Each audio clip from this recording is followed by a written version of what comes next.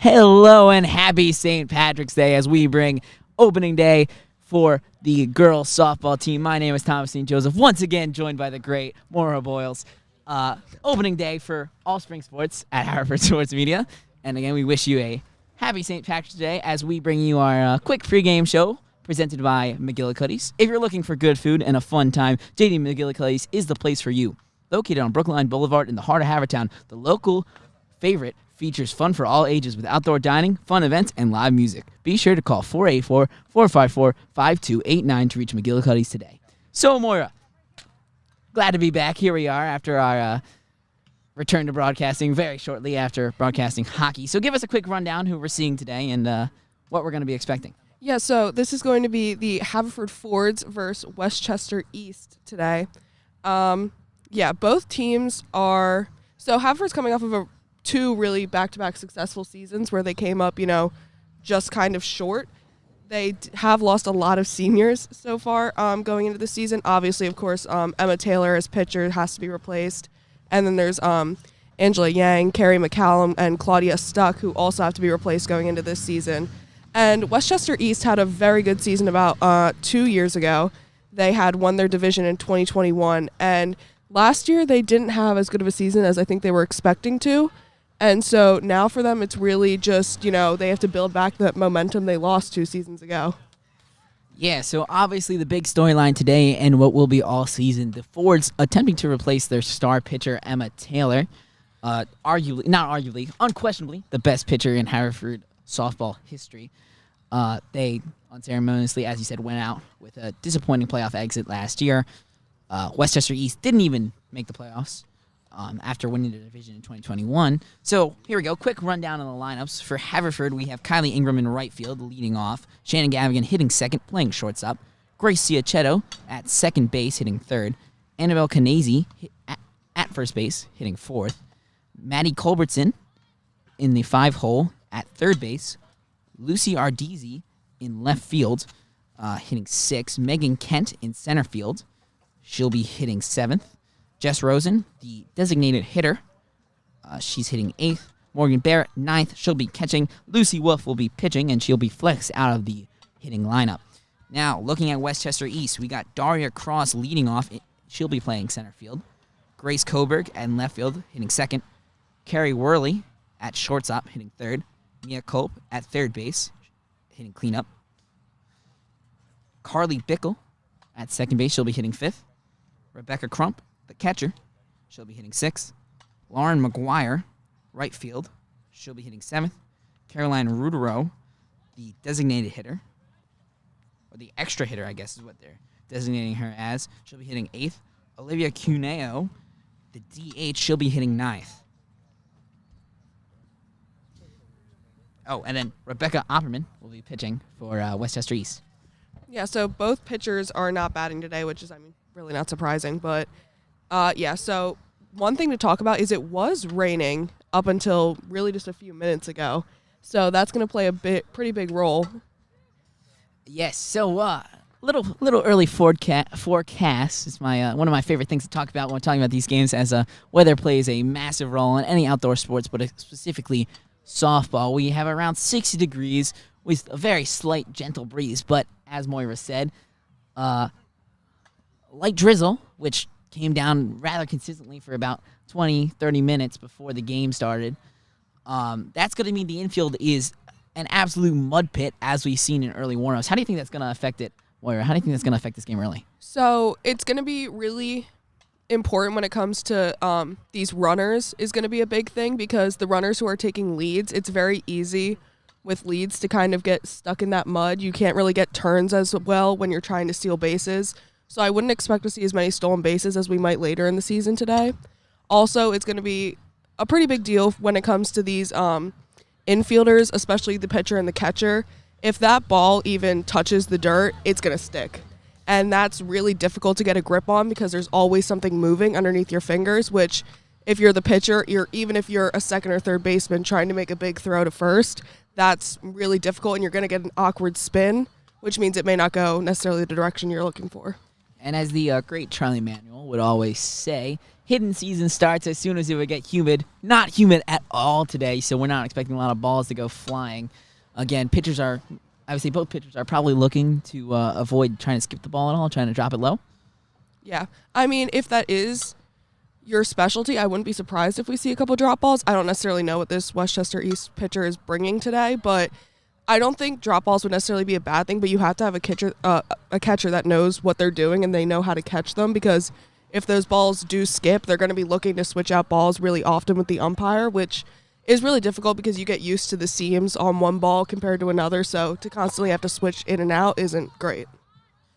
Yeah, it's could be a little problematic for either side again, so making up for the lack of leads, as you said, we're going to see today. Well, thank you for joining us briefly for our pregame show. We will be back with opening action in the top of the first very shortly after the warm-ups have ended.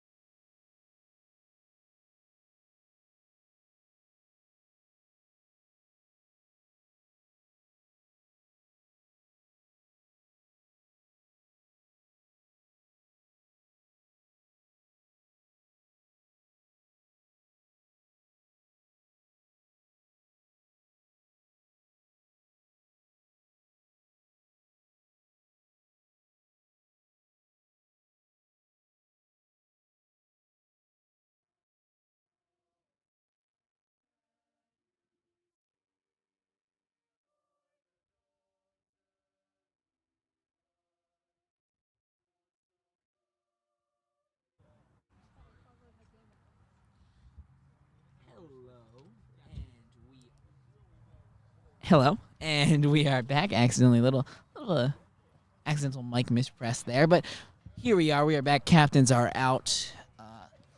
Westchester East lining up, getting ready on the field.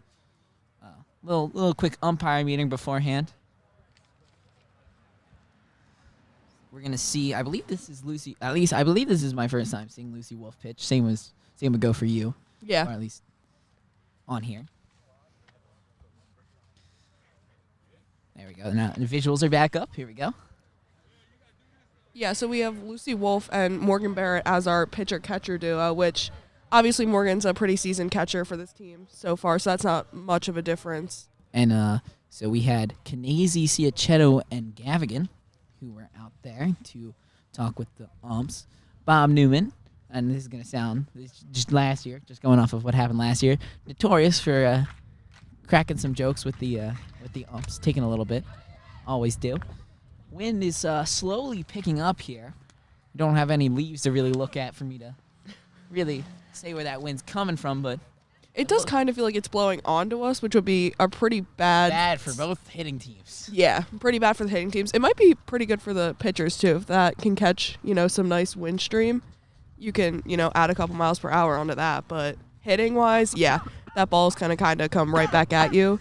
Definitely probably go up. We might see a lot of fly balls, a lot of infield flies. Yeah, just did a little grass test, and it looks like that one's blowing straight in from dead center. So not looking hot for any hitters, but that will benefit the Fords as they come out to field to start.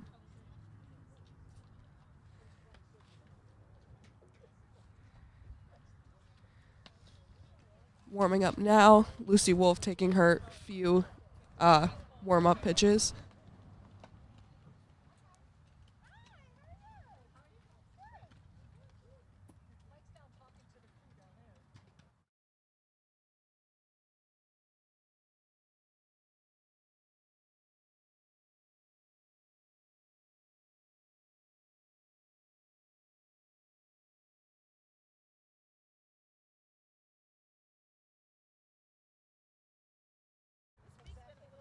And I believe Barrett is calling for the balls to come in. And the Fords will take the field. Here we go. Good throw down early. Nice showing by Barrett just in the quick little warm-up there. And here we are. We are ready for our St. Patrick's Day opening day for the Haverford Fords softball team. Maybe they'll have some extra luck since it's St. Patrick's Day. Haverford versus Westchester East starting right now. And the first pitch outside, ball one. Area cross for Westchester East leading off. Second pitch up high, ball two. She was showing bunt there, which is, not unheard of for this. Slap or bunt, but they'll pretty much be the same. But yeah. And the pitch, that one, in there for a strike, 2-1 count. Yeah, so now you're going to see all of these infielders start to come in because she's showed both slap and bunt.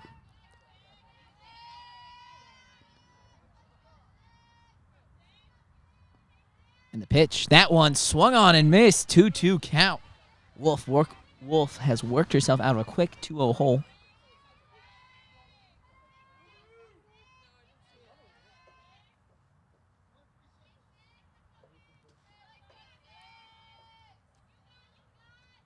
And the pitch, that one high and inside. Full count worked.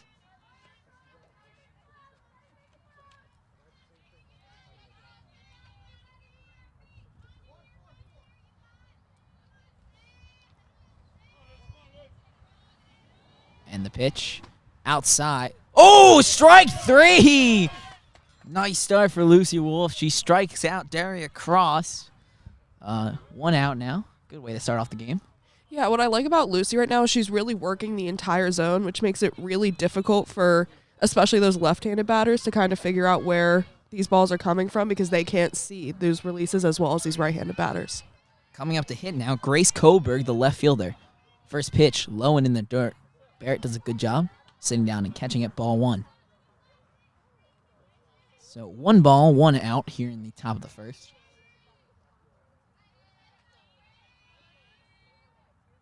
And the pitch, high, ball 2. I'll be honest, as you heard, I did not think that called 3 strike was a strike. She got her looking. I think when you're in a full count, it really comes down to what the umpire feels. Like, I think it kind of comes down to what that whole pitch count looked like as a whole. And she was throwing a lot of outsiders and very close to that outside line. So I think if it was close enough, the umpire's going to call one of those. And that'll be ball 3, 3-0 count right now. The pitch. There we go. That one dropped in there. 3-1 count. Good pitch by Wolf to get the first strike in this at bat.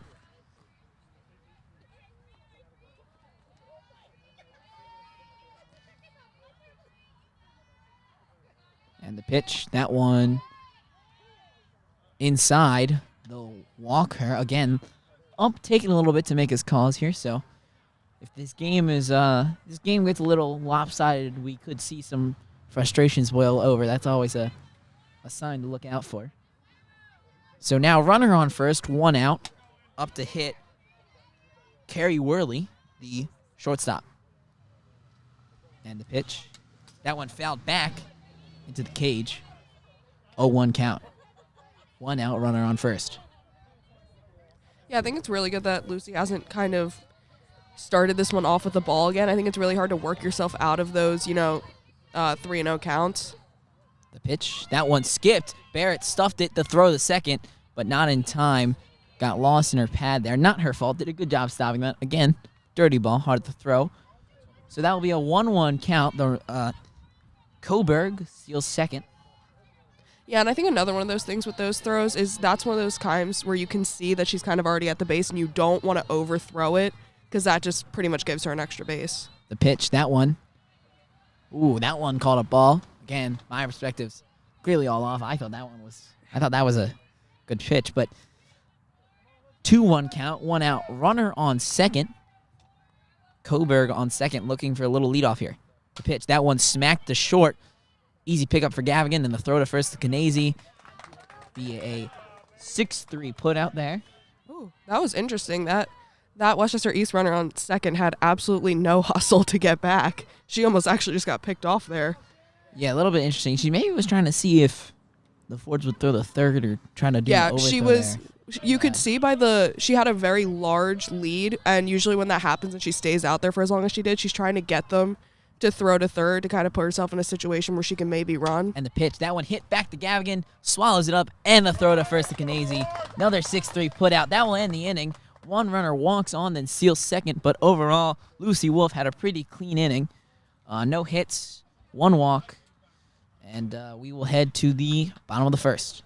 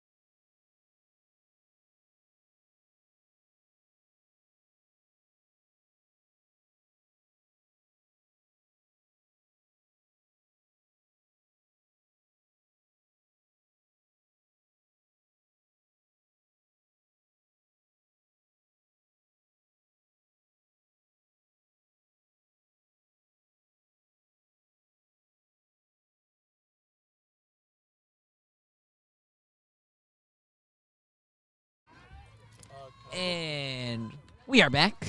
Kylie Ingram leading off. Gavigan hitting second. And I believe that Ciacchetto will be hitting third. Opperman, the first pitch. Low. Ball 1. both teams starting off with their lefties. Kylie here, we know she's a pretty good slapper. That's probably what she's going to look to right now. And she's very quick, so. The pitch to Ingram, swung on, miss. 1-1 count. Yeah. Gavigan led off for almost every game last year, at least the home ones that we were at. Ingram hit lower in the lineup, but taking over, obviously, after the departure of the seniors. She'll swing and miss, strike 2. 1-2 count here, no outs. I think right now probably their goal is they're just trying to get somebody they know who can get on base and get on base quickly, so that way their power hitters can kind of get in some runs. And strike 3, she will swing and miss. 4 pitches there, but quick out. As Gavigan will come up to hit. One of their Ford's better contact hitters last year. Hitting in the 2-hole now. The first pitch, she takes that one in there for a strike. Opperman didn't get a lot of movement on that one, kind of just tried to blow a fire, but we'll see how that pans out. The pitch, high and inside, ball 1-1 count there.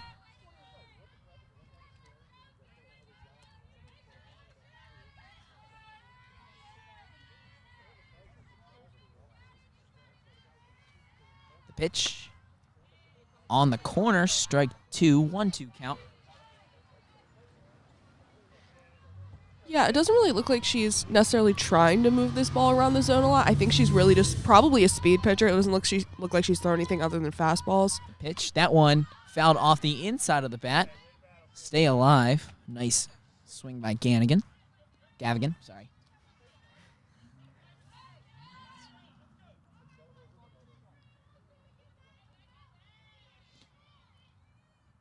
The pitch, high, 2-2 count. 1 out, bottom of the first here.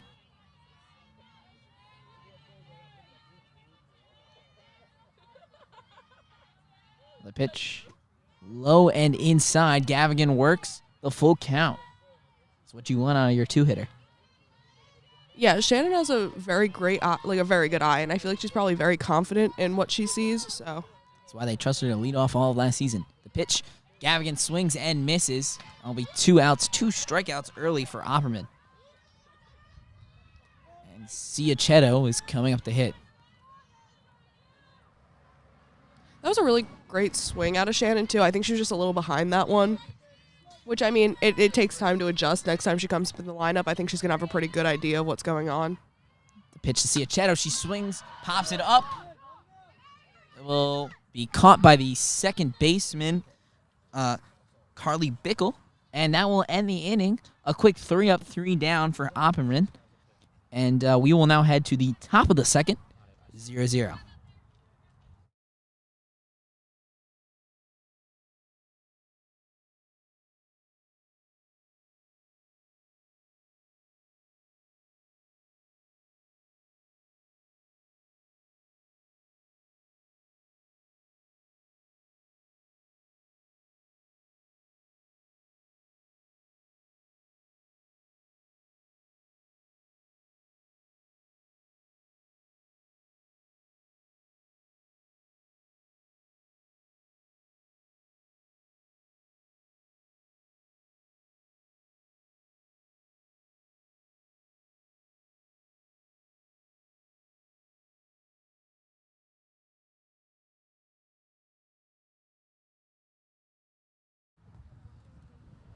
And just a little break for us as we head into the second inning.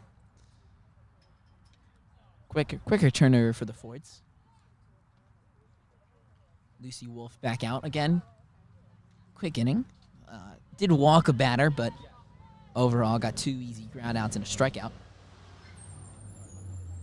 So leading off, Carly Bickle, Rebecca Crump, and Lauren McGuire are also due up this inning for Westchester East. Pitch, Bickle fouls it off back.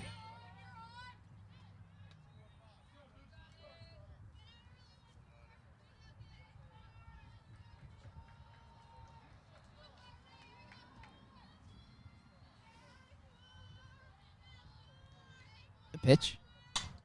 Hit hard to short, but Gavigan there again, and the throw to Knazy. Another easy out. That one was hit hard. Yeah, really hard grounder, but Gavigan, defensive stalwart, with another easy 6-3 put out at first. Yeah, and it definitely feels like Lucy right now, she's definitely favoring going left to right rather than up and down, which isn't necessarily a bad thing. I think it makes it pretty difficult for the hitters to figure out, but it's very easy for those pitches to kind of bleed toward the center.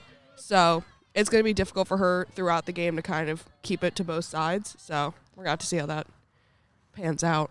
And the first pitch to Rebecca Crump, the catcher, who was in there for a strike. That one tipped, and it will be foul. So 0-2 count early against Crump. And something I think the reason why Lucy Wolf is looking also to that side to side is because he'll help force the grounders. Yeah. Which, as we said, are just getting swallowed up by the muddy dirt, which has seemed to dry out rather quickly from just eyeing up the field. That one high, ball one, 1-2 count, 1 out in the top of the second. Still 0-0.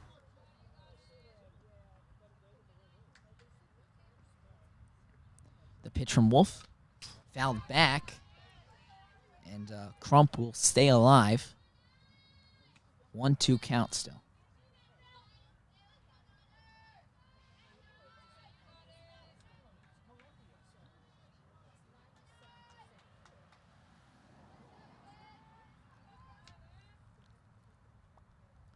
The pitch, that one hit down the third base line. Culbertson has it to throw the first.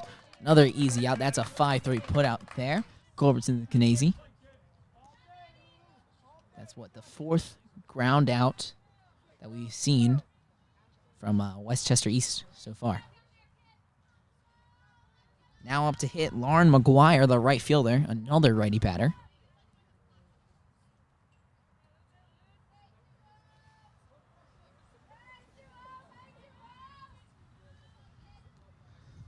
And the pitch. Outside, ball one. Yeah, you're talking about how the field was pretty wet when we started this, and it's kind of dried out. It looks like right now the wettest places on the field are actually the batter's box and the pitcher's mound, which, if you're the pitcher, isn't great. And the pitch, that one fouled up into the safety cage. 1-1 count, 2 outs here in the top of the first.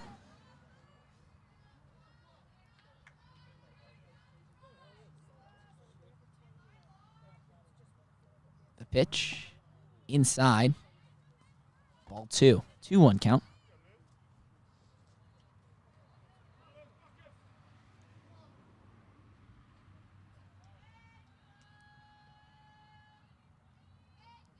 And the pitch from Wolf, that one fouled hard. Avoids the cars, but bounces into the correct parking lot. That will make this a 2-2 count with 2 outs here in the top of the second.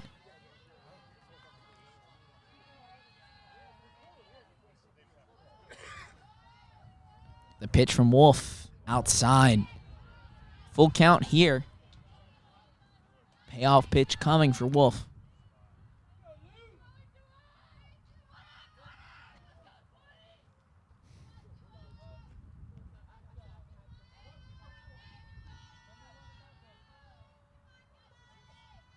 And the pitch from Wolf. Swung on and missed. Strike 3. She punches her out swinging. Rebecca Crump goes down. That's a 3 up, 3 down for Wolf. Great response by the Fords. Yeah, she's doing an incredible job on base, and I was actually going to mention one of, I think, my favorite things about watching her pitch so far is she has an incredibly quick windup, which if you're a batter, that's like kind of the worst case scenario because you get up there and you try and get set, and with the exception of Wolf, waiting for her pitch call, she's really only pitching for a millisecond, and that's very difficult if you're a batter to figure out when that ball is getting released, which is why I was so surprised that a bunch of these hits are getting hit as hard as they are, because that means that Westchester East is really catching on to kind of her wind-up speed a lot quicker than I figured they would, just because of how quick it is. It's an incredibly fast jerk. Like, I was a little taken aback when she started, because, last year, every game Emma pitches, and you see the calm, collected, easy back, easy, and then the absolute winging it in there. And Lucy's still throwing with a lot of speed. She's also throwing with a lot of horizontal movement, which we saw. But her windup is just the windup and the release. It's just so fast. It took me aback a lot. I'm not gonna And I think, I mean, of course it's unfair to compare her to Emma Taylor, but when you look at Emma, what Emma has is she has this ability to move the ball kind of wherever she wants in the zone, but that means that she has the ability to take her time in on the mound. And the first pitch to Kanazy hits it off the hands, dribbler to second, and she'll be thrown out at first. Another put out by Bickle, the 4-3. Yeah, I think that was one of those examples we're seeing right now of this dirt right now. It is really eating these balls up despite the fact that it's drying out because, I mean, I feel like if it hadn't rained, that ball would have kind of rolled a lot quicker than it did, and that would have been a lot harder to get to as a fielder. Yeah, and Culbertson hitting, but again, that one off the hands, so not too much you can expect from it. That one, an outside strike. 0-1 count. 1 out quickly on a first pitch there. Opperman couldn't have asked for anything more. And the pitch. That one low. 1-1 count. Culbertson, power hitter who struggled a little bit last year, but looking for a nice rebound year. At least at home, from what I recall. The pitch. Culbertson fouls it back. Barely stopped by the safety cage. 1-2 count with 1 out. No runners on. Bottom of the second.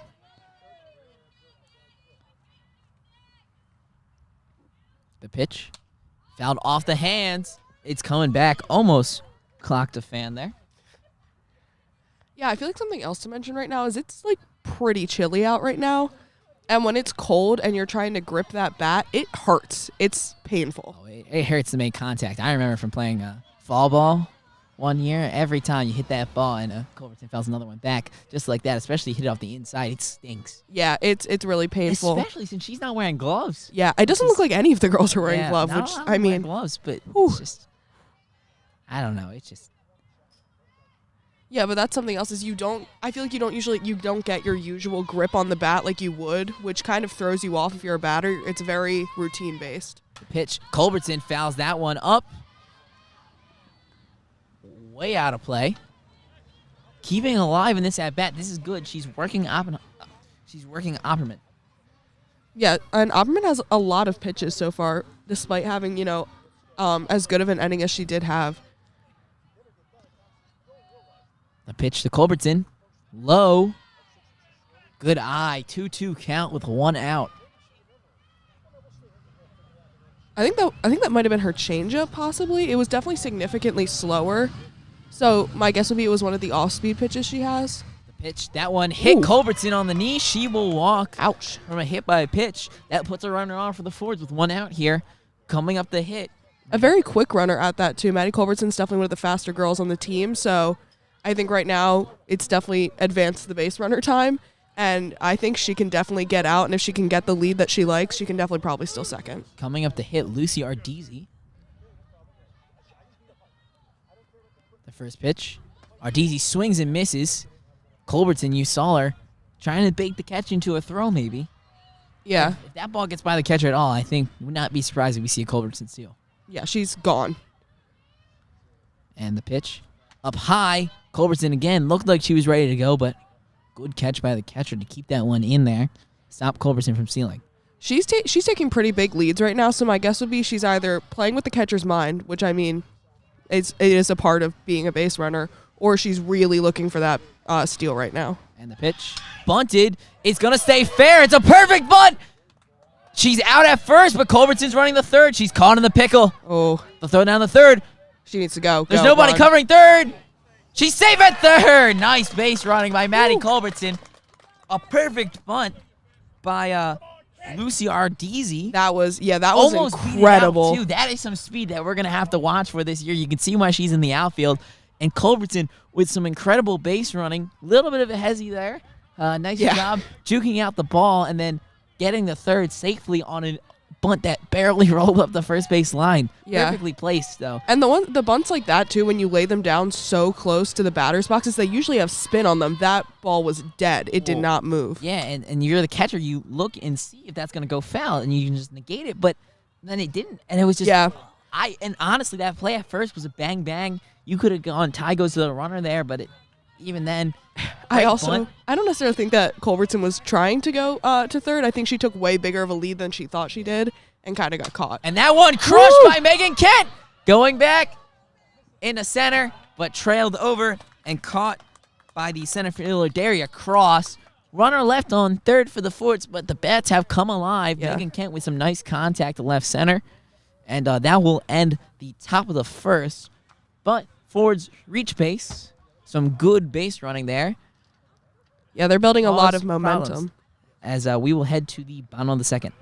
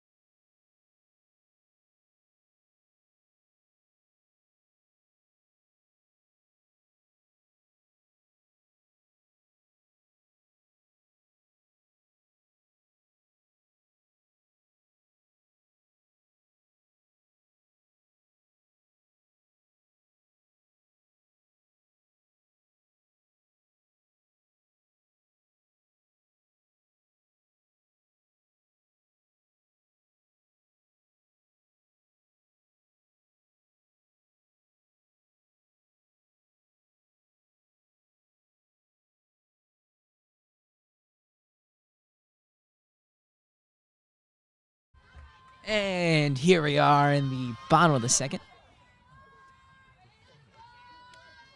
Oh, top of the third. I'm sorry. I have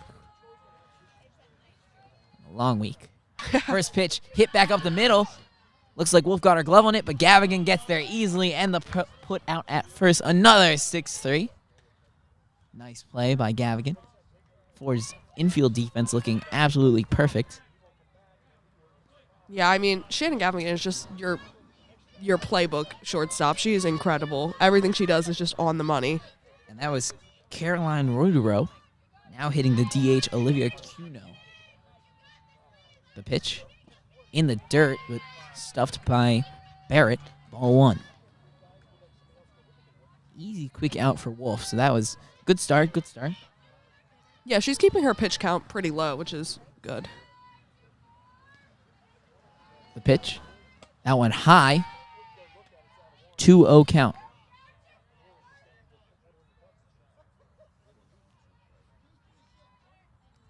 Yeah, and I mean, I feel like the cold's definitely a factor for her, too. It's a lot harder for her to grip the ball when it's cold. That thing feels like a rock. The pitch. That one right down the middle. There we go. Got her looking. 2-1 count with one out here in the top of the third.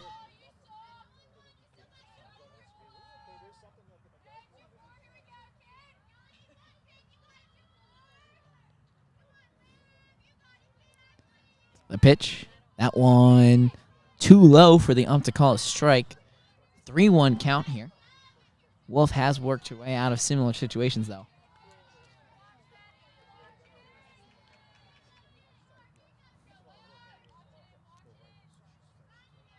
The pitch from Wolf. Strike two. Full count here for Cuneo. Cuneo? I think Cuneo. Yeah. That looks right. That looks right. That looks the most right, yeah. We don't get told how to pronounce the opposing players' names. The pitch, that one. Swung on! Strike three. Good pitch by Wolf. Second out of the inning. Third strikeout for Wolf today. She's been throwing some crazy heat when it comes to those strike threes. I feel like that's really where she shines, in those moments where she kind of battles back.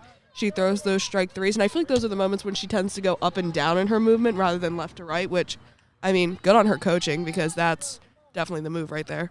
Daria Cross, so Westchester East turns over the lineup. Cross looking for the little drag bunt there, and she'll miss, so that'll be strike one. That's a drag bunt, not a... Yeah. That would be considered yes. Okay. I'm just making sure. Yeah, this is Westchester East's only left-handed batter. The pitch. That one will be in there for a ball. 1-1 count with two outs. I think if Wolf can keep this in the zone, she's going to have a pretty good chance of, I feel like, just striking her out flat out, because when you're a left-handed batter, and especially at the movement that Wolf's going, the speed she has with these windups, it's almost impossible to see that ball coming out of her hands. And she painted the corner there with the second strike of this at-bat. So 1-2 with two outs. the umps giving a little bit more leeway on that. On the if you hit that middle corner area, that one fouled back. But as we've seen throughout this entire game, if it looks like it's around the that waist area, and even if it looks a little outside, if it hits that corner and it's right in that sort of mid-torso section, then that's been a strike. Swung on, fouled back. Yeah, that should be a strike. Painting the corners is, just a basic of softball. If you're a pitcher, that's kind of what you learn first. You learn the chair, how to hit all 4 of your corners. So, well, but I'm saying paint the corner, but you know what I mean. I understand. Little outside, that one slapped foul. So 1-2 count. Cross staying in this at bat.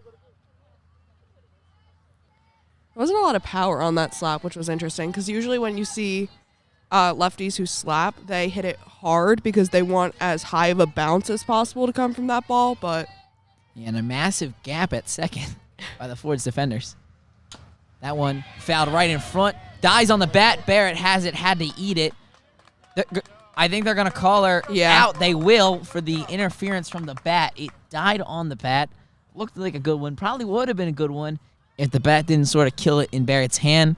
So that will turn it over. We will head to the bottom of the third very quickly, and we'll be back shortly.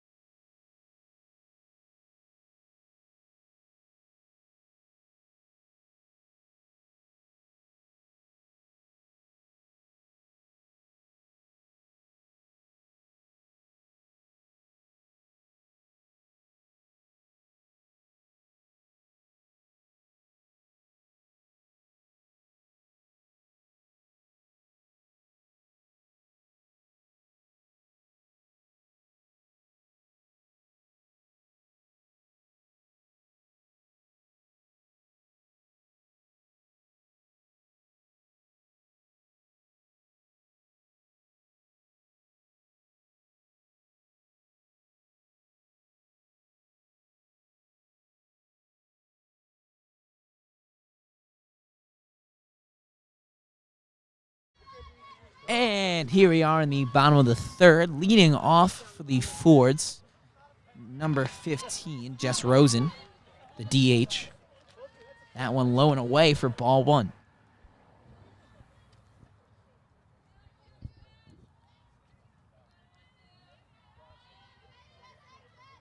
That one in the dirt, hit the plate, 2-0 count.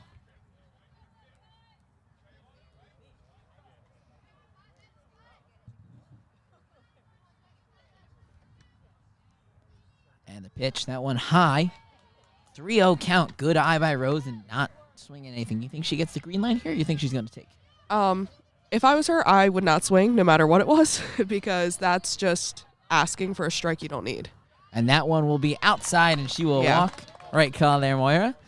And that will quick runner on first for the Fords. 4 pitches, 4 balls. Yeah, especially when you're a lefty, and you have to think this girl probably isn't seeing many lefties in her practices because there's only one lefty on her team. Or at least that's playing. You don't really know how to pitch to a lefty like that. Oh, and the bunt by Barrett. She pops it up, fielded by Opperman, and she'll get the fly out. Rosen got back to first. Ooh, I think she jammed her finger on the bag, which, ouch. Yeah, and now, but now hitting. Ford's turned over the lineup there. Now, Kylie Ingram back up to hit another lefty. The pitch, low and away. Rosen cheating a little bit off first base. That one will be a ball. Yeah, I feel like if you're Ingram right now, I feel like our best bet is to just not swing. I don't think this pitcher necessarily knows how to pitch to lefties the right way. Yeah. And she's just going to throw outside every time. That one hit by Ingram. They'll get one at second, but Ingram safe at first, so the fielder's choice by the second baseman. So 2 outs here. Unfortunate way, this inning has gone for the Fords after leading with a walk. Shannon Gavigan up to hit. 2 outs. Bottom of the third, still 0-0. Yeah, and if there's anyone who can draw a hitter or walk, it's definitely Shannon Gavigan. So the pitch. Gavigan hits it hard to second, but easy little backhand flip by the second baseman, Carly Bickle, for Westchester East, and that will end the inning. A quick inning, even though leading off with a walk. And before we enter our top of the fourth inning, we would like to thank another one of our sponsors, Cunningham Pest Control. Are you in need of someone to take care of your pest problems? Cunningham Pest Control is a locally owned pest control company that provides both residential and commercial services to the greater Havertown area. The folks at Cunningham handle rodent control, insect baiting and spraying, bird control, and more. Call 610-789-7378 to request a consultation with Cunningham Pest Control today.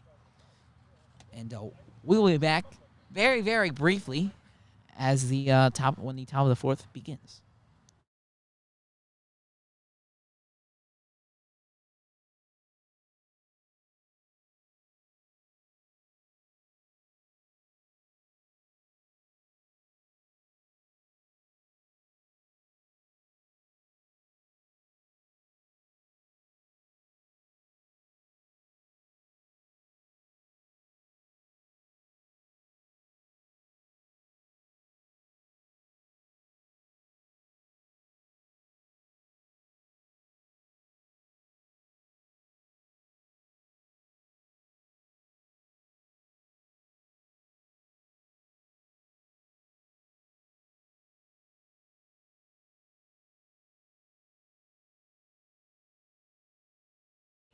And leading off for Westchester East, we will see, I think that's Coburg. And the first pitch, Coburg bunts it, and that will be foul. It is Grace Coburg, the left fielder. Good pitch by Rosen there, throwing in with some nice speed to prevent the bunt.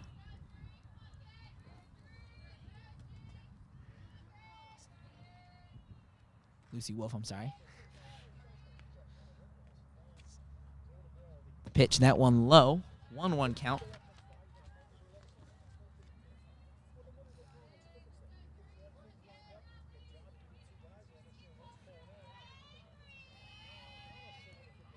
The pitch from Wolf. Ball 2 again. That one dropped.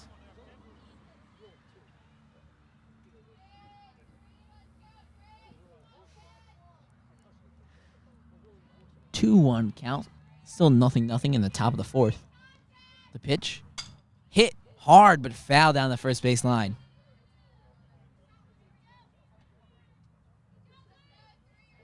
Yeah, Lucy's doing a very good job to keep these pitches on the lines. So a lot of them right now are going towards the outside, which, as you saw, that was a pretty good speed for that batter to hit, but it wasn't close enough that she got the sweet spot of her bat on it.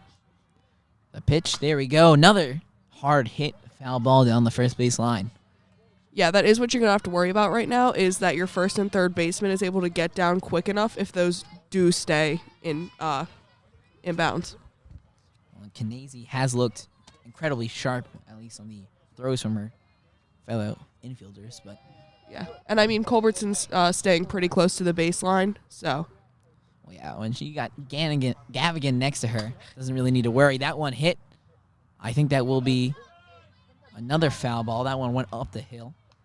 So Ingram in right field, not able to get there. Yeah, she ran for that one, though, but that's just one of those things where, I mean, you get it or you don't. Coburg stays alive. 2-2 count, no outs in the top of the first here, still 0-0. The pitch hit hard in the deep center. Kent has to play it off a hop. That will be a single for Grace Coburg. Good way to start off the top of the fourth for Westchester East. Now up hitting Carrie Worley, the shortstop.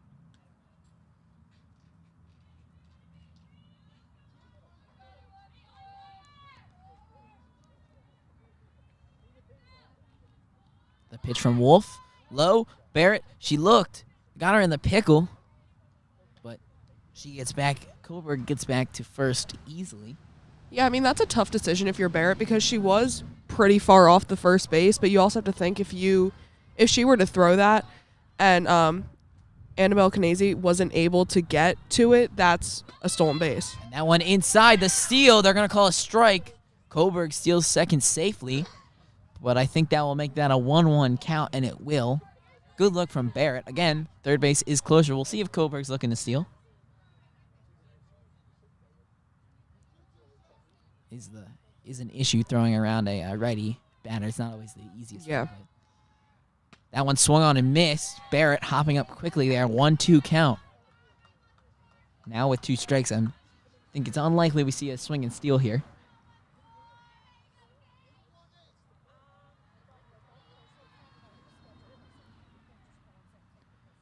The pitch from Wolf. That one swung on and missed. Wolf with the punch out. Got her with the movement there. Coming up to hit, Mia Culp, the third baseman. Yeah, and I mean so all of these batters coming up right now are going to be right-handed, but that batter does have to move in order for Barrett to make that throw. And It's actually, they're not supposed to move at all. well, yeah, but they can't be in her way is what I'm trying to say. Oh, yeah. So, yeah.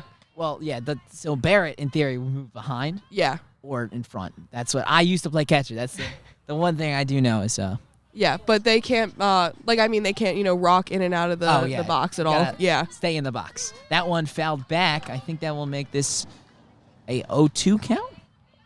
Or is it? Well, 1 out, runner on second, top of the 4th. I think it's 1-1, actually. And it is. Still 0-0. The pitch. Swung on and miss.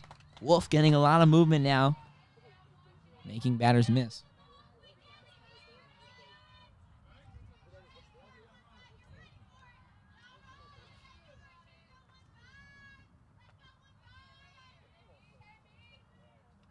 The pitch fouled up.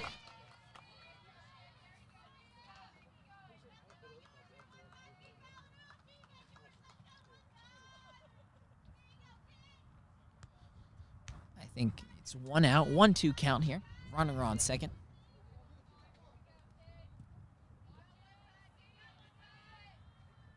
The pitch from Wolf. Fouled down. Off the plate. So 1-2.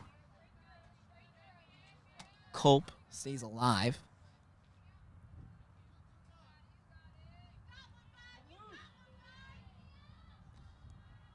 The pitch from Lucy Wolf. In there. Ball 2.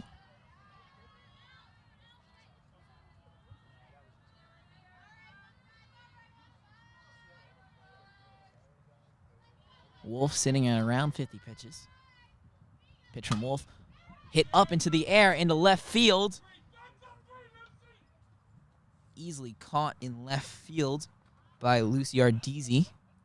And they'll hold the runner at second. So now 2 outs. Runner still at second, and coming up to hit, Carly Bickle, the second baseman.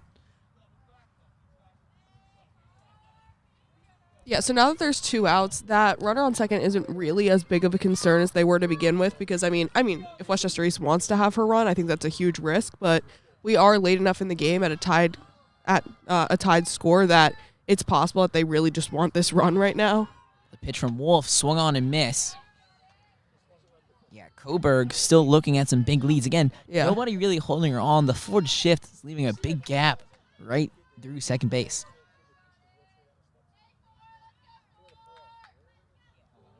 The pitch. Swung on and missed. Strike 2. 0-2 count. Yeah, I think what I'm gathering, though, is I think Coburg just might be one of those people who takes big leads. Some people just do that. That's just kind of how they are. Yeah, there's a lot of people who like dance around the base, especially when there's no one really there holding you. Hit hard into left field. Ardizzi gets there. The cannon home. Off. Barrett misses it. And that's a RBI double. Open up the scoring in this game. Carly Bickle with the hit in the shallow left field. Ardizzi with the throw home. Just off. That's a rough one if you're a fielder right now because... Yeah, that's a rough one if you're a fielder right now because she hit that right in the dead center spot where there are no fielders right now, and it's kind of a stretch for any of those fielders to run there. You got to really sprint, and even at that point, that runner's got a lot of time to make their way across their bases. And the pitch there in the dirt.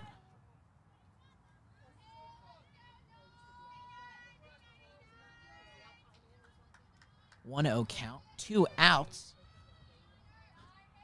The pitch. Strike 1 there, 1-1 count. Westchester East strikes first.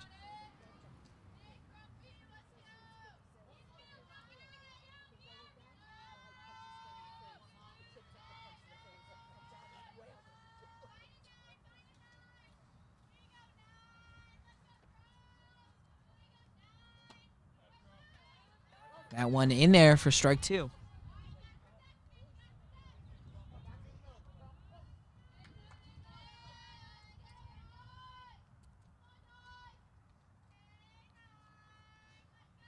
The pitch. Hit hard in the right field. She misplays it. That one will drop. Another one will score. Fords hit the cutoff. Kylie Ingram in right field dove out for it, just couldn't get there. Yeah. I mean, they have her, she's playing pretty far back and right now, which I think probably affected her ability to get up there. And I also just don't think she was really ready for that one. I mean, it's not that often that you see a ball hit that hard into right. And it was kind of in that shallow no man's land area. And number 9, Rebecca Crump, who hit that RBI double, will be pinch run for because she's the catcher. Yes. So coming out to run is Allison Sambuco.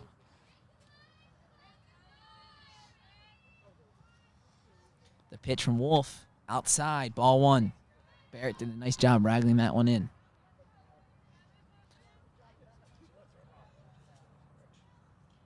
Yeah, Sambuco also taking pretty large leads. So I'm thinking right now that this is just kind of how their team might play second base. The pitch. High and outside. 2-0 count with 2 outs here. Yeah, I mean, you're always going to take a bit of a bigger lead when you're on second compared to any other base just because it's harder for anybody else to get back there to kind of pick you off. Especially with the shift they're playing. Yeah. The pitch from Wolf. Inside, 3-0 count. She had them with 2 outs and a runner on second, and 2 runs have scored for Westchester East. 3-0 count here with 2 outs.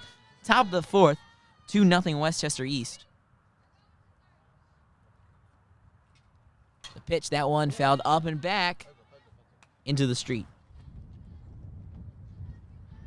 Yeah, and that wind is progressively getting stronger, which is really kind of pushing all these balls back towards us. We haven't really seen many far hit balls so far this game. Grave mistake made by me switching in the shorts. And I think that will walk the batter. It will. Lauren McGuire walks the first. So now runners on first and second. Still 2 outs coming up to hit Caroline Rudero. The extra hitter, I believe is how she's designated on the chart.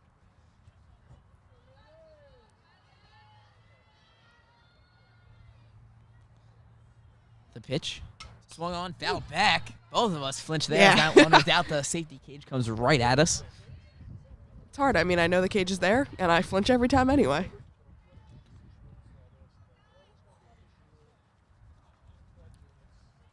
A little bit of a misplay by Wolf there. She just missed the throw, but the runner's not even going to dare. 0-1 with 2 outs here. Top of the 4th, wind is really picking up. Swung on and missed. 0-2. Yeah, and if you're Wolf right now, she's kind of got to be careful where she's throwing these because with the wind, it's easy for them to get carried, up, down, left, right. But if she lets them bleed too far into the zone, that's going to be, the sweet spot for all these batters to hit. Swung on, miss, and Wolf will strike her out. We will now head to the bottom of the 4th.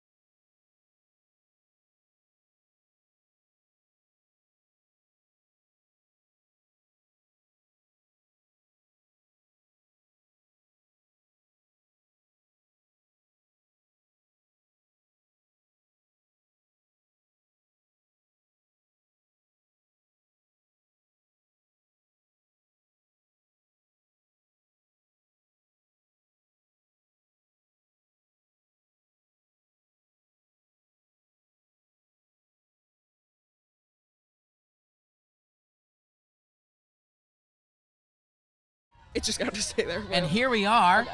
in the bottom of the fourth. Ciochetto hits it hard through the legs, bounces off second base, and she will get on board. Nice hit for the Fords. First pitch.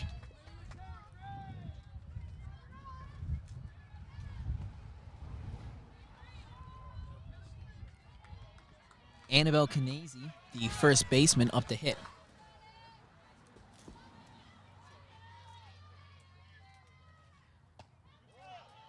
First pitch, high and inside for ball one.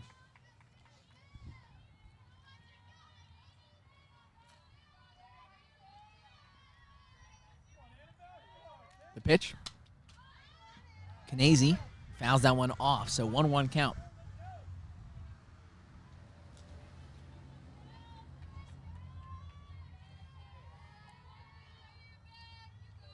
Yeah, the pressure's kind of on for the Fords right now to get some runs in just because of the situation they're in. It's the bottom of the fourth, I believe. That one up high, she sailed it, and Ciochetto easily steals second. Yeah, so with it being the bottom of the fourth, they don't have a lot of innings left to kind of take their time in getting these runs in, and they're already down by 2, which means, it's kind of up to them to get the runs in sooner than later because they don't want to create any, gapping in this score where it's hard for them to come back from. 2-1 count, but Canesi fouls it off the hand, so now we have a 2-2.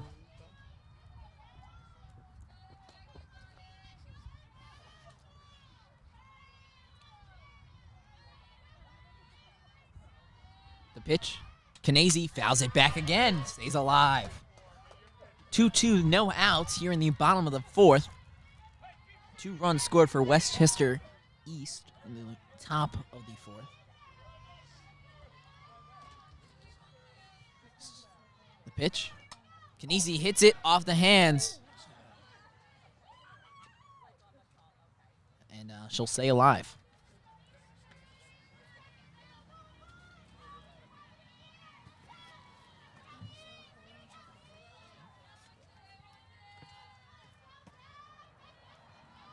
The pitch inside. Full count. Good job by Canesi.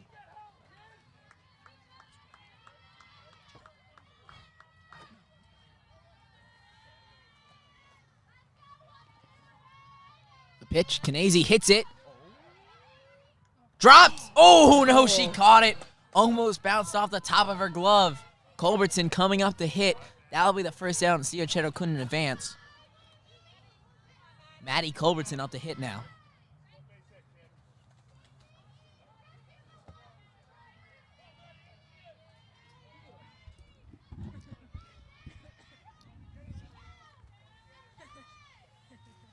The pitch to Culbertson up high. Ball 1. 1 out. Bottom of the fourth here. Yeah, Culbertson has a lot of power, so I think if she can just kind of get, bat on ball, she's going to be able to take that far. And with a runner on second, this is really good position for the Fords to be in. She just has to be smart about the pitches she's swinging at. And I think that she just needs to start swinging. We've seen her look at a lot of strikes so far. And that one in there for strike 1. 1-1 count here. The pitch to Culbertson up high. Ball 2. Good eye. No reason to swing at anything. Not in the zone, though.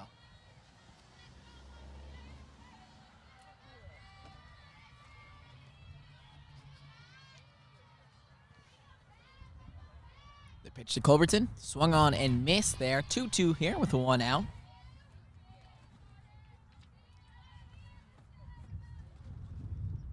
Ooh, the wind. Ooh, really picking up here.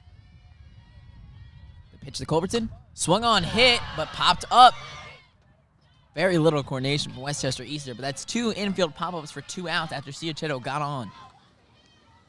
Megan Kent up to hit last at bat. Oh, not Megan Kent. Lucy Ardizzi hitting. Ardizzi got on base. Oh, no.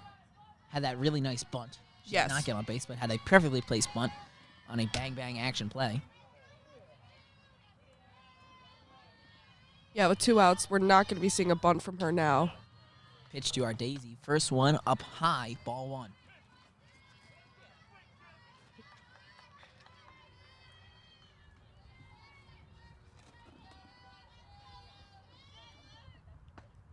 That one in. Ooh, they're going to call that one a strike. Looked inside, but now you got a 1-1 count with 2 outs here.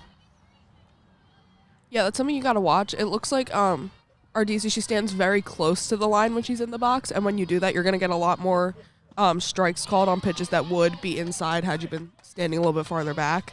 And she chopped to that one, and that'll be strike 2. So 1-2 here with 2 outs. Runner on second.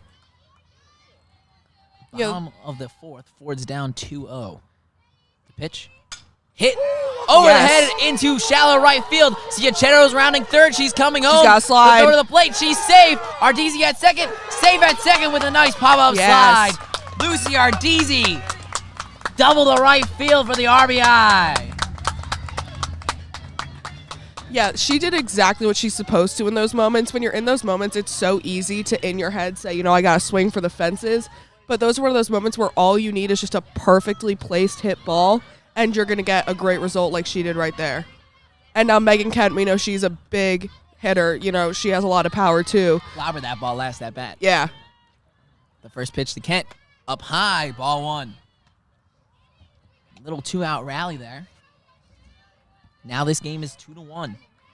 I think she also has a really great eye, so it's possible that if, she watches the pitches that are coming in, I think she could either get a really great hit and advance the runner, or she could possibly get a walk, too, if she's careful enough. That one fouled back. So 1 ball, 1 strike, and 2 outs here in the bottom of the 4th.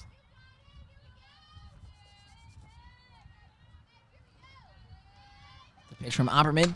Kent hits it, but off the end of the bat. Right back to Opperman, and the easy put out at first. We will head to the top of the 5th. But the Fords get on the board 1-2 here, and we'll be back at the top of the 5th.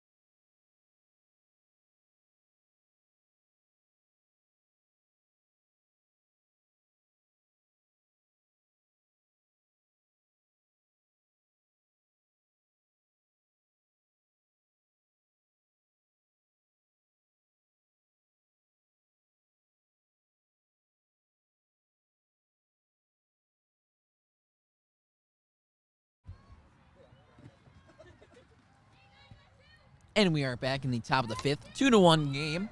Westchester East with the lead, but both teams got some runs up last inning. The first pitch swung on and missed. Olivia Cuneo, the 9-hitter.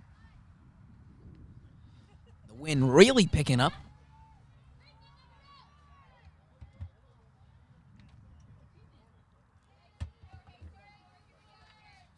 Pitch in there for strike 2. 0-2 count. Wolf seemed to settle down a little bit from the end of that 4th inning for her.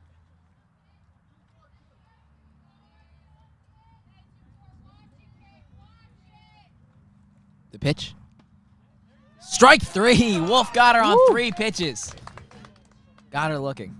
Yeah, this is definitely what Wolf needs to do right now. If she could ever so possibly just get a 1-2-3 inning or even anything close to that, it's going to be the best case scenario for the Fords because they did cut this Westchester East lead in half. So if they can come back, tie it up maybe again or get the lead, there aren't many innings left to play for the Fords left. So the pitch, that one, outside for ball 1. Westchester East sole left-handed hitter up to bat again. Yeah. Back to the top of the order, Daria Cross hitting. Tries to get a little slap there, but nothing of it. So 1-1 count.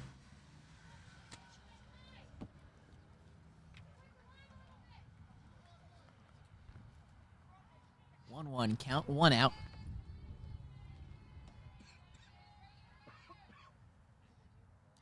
The pitch. Strike 2. Got her looking.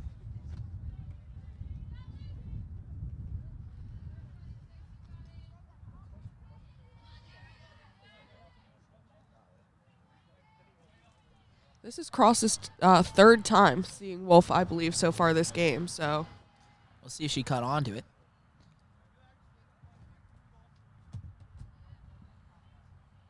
The pitch outside, ball 2.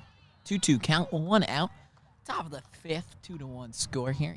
Westchester East in the lead. You know, I think if Wolf wants what she's trying to do right now, she's trying to get her to chase a little bit.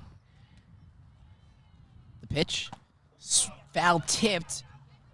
Barrett just can't hold on to it there. So, she'll stay alive.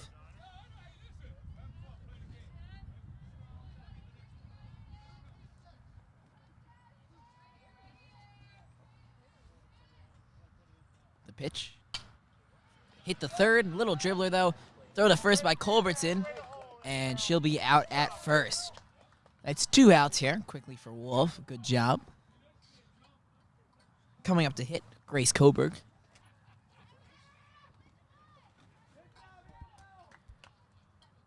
Kanazy did have to hop for that one. I was a little worried for a minute. I thought we got a little too excited too fast, but she was able to, come down quickly, get that out.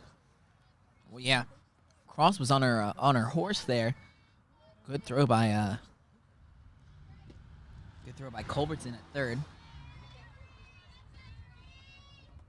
First pitch in there for a ball. So 1-0 with 2 outs. Wolf looking for a rebound quick inning. The pitch from Wolf. Up high. Ball 2.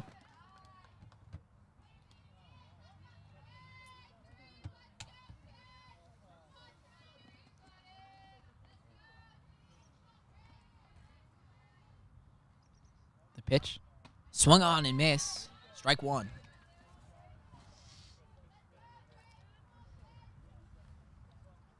Yeah, I think these Westchester East players have caught on just a little bit. They're not necessarily chasing her outside pitches like they had at the beginning of the game. Well, she's not really getting those calls as much anymore. Yeah. Neither pitcher really is. That one hit back to short. Gavigan picks it up. The throw to first.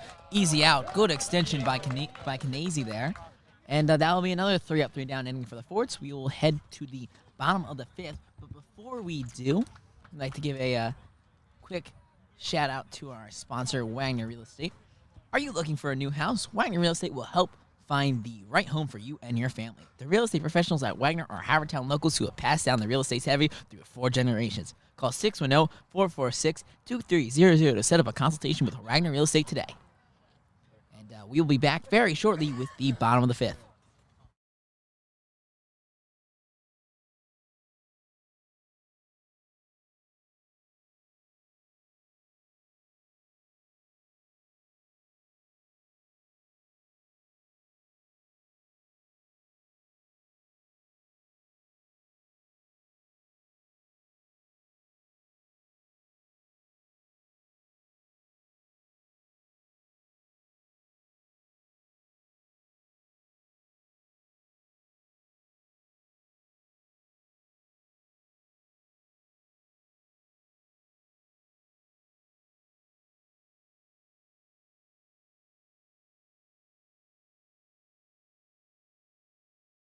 To make it so it gets him. The first pitch to, I think that is number 15, Jess Rosen, hitting outside for a ball.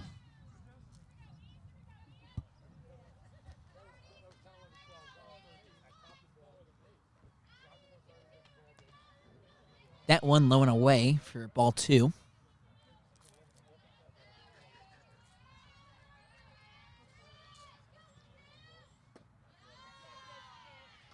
Yeah, like I mentioned earlier, I feel like Rosen's best chance is just to kind of sit there and take these pitches. She doesn't.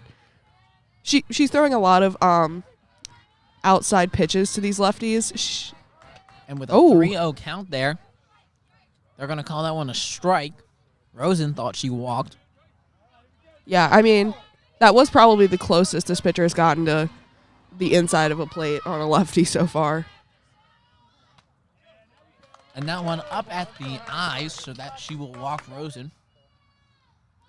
Yeah, and I mean, especially if you're a righty pitcher who's used to pitching to righties, who obviously is the majority of most softball players, it's pretty disorienting to see somebody in the left batter's box because you kind of orient yourself a certain way to be able to pitch, inside, outside.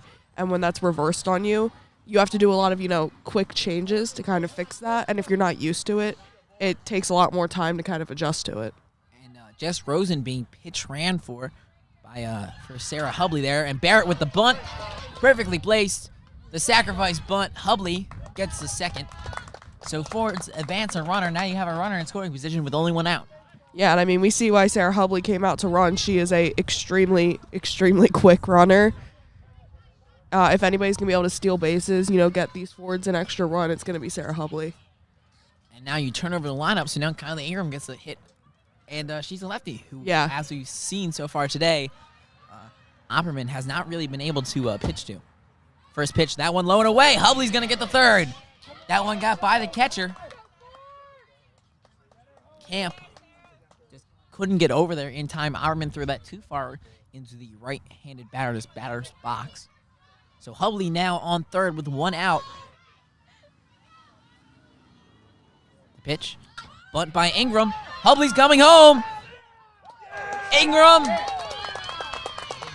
They are both safe. I think they're saying they're both safe. Wow. I knew Hubley was safe, but Ingram, that one, look, again, another bang play.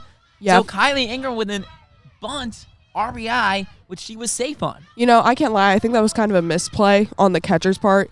I do not think she should have gone to first with that one. You have to know, with somebody with Sarah Hubley's speed, she's definitely coming home. And even if she isn't, it's so easy to catch someone in a pickle on a play like that because they take such large leads in preparation for it. The pitch. In there for strike one on Shannon Gavigan.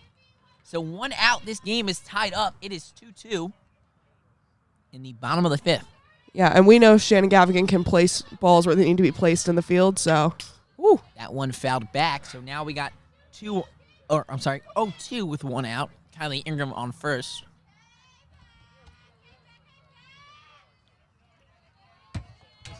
Something that I don't know if the catcher misplayed. I don't think Hubley was going to stop at third. You saw that. As soon as that bunt was down, she was coming. That one in the dirt. Ingram steals. Save at second. Kind of close, but not a lot of mustard put on that throw by Rebecca Crump, the catcher. Yeah, she went for the dive, too, not the slide, so... So head first slide there for Ingram. She'll get into scoring position now. So shouldn't be any real fear about an infield double play. Gavigan hitting, pitch, hit up high, way back and foul. Ooh, hit off the tree branch. Hey, at least it's not a car. That's always my fear driving here is you're going to get your car hit. The nice Hyundai in the street stopped for one of the dads to run out and get the ball. The pitch. Up high, and she will swing and strike out. So that's 2 outs, and coming up to hit is Grace Ciacchetto, who got on base earlier, if I remember correctly, with a nice hit. Yeah, she did. She smoked that ball down the...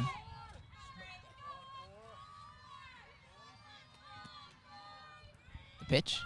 Ciacchetto hits it again, but that went to short. The throw to first in time. The forward strike for one off an infield bunt by Kylie Ingram, which scored Sarah Hubley.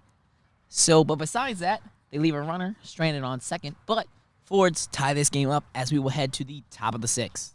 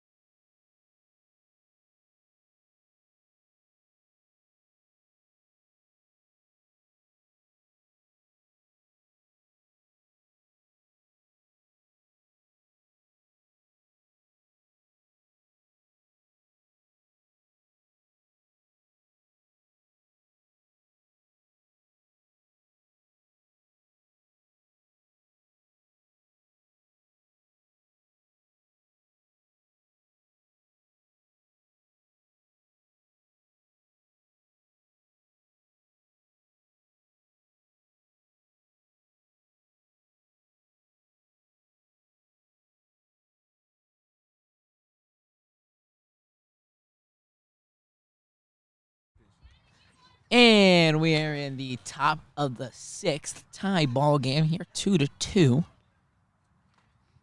Lucy Wolf back out for another inning. The pitch, that one dropped in there, but it'll be a ball. Leading off is Carrie Worley, who I believe was the first run that scored for Westchester East. Yeah, I believe she had that deep hit, the hit into shallow right field. Or was she Yeah. The pitch, hit, Woo. popped up, but not much on it. Kent has it. Easy fly out the center field. Being one away. Yeah, good job for Kent. She tracked that one. On the F8 there. Again, as we said, I would not be surprised if the wind's much more nastier up there. It's still pretty bad from where we are. It's been picking up. It's been off and on, but sun's peeking out a little bit. The sun sets, so maybe we'll warm up a little bit, but unlikely. Yeah, and I mean, conditions like this are why it's so important to have a good center fielder, because somebody out there who wasn't Kent, who's, a very seasoned center fielder. Ooh. And that one popped up down the first base. Kanazy reaches into foul territory and makes the catch. 2 outs early for the Fords. Yeah, it's these girls' ability to track these balls that's really important, because if you're not somebody who's used to that and used to the quick movements that can happen when, the wind blows, it's very easy to lose it and, kind of just be just barely off and miss those catches. Hitting Carly Bickle. The pitch in the dirt. It skips. 1 ball.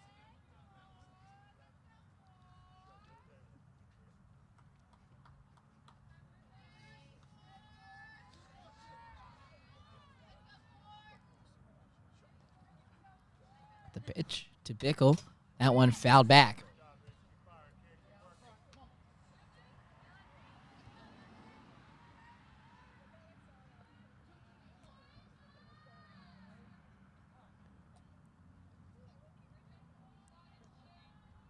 That one fouled back.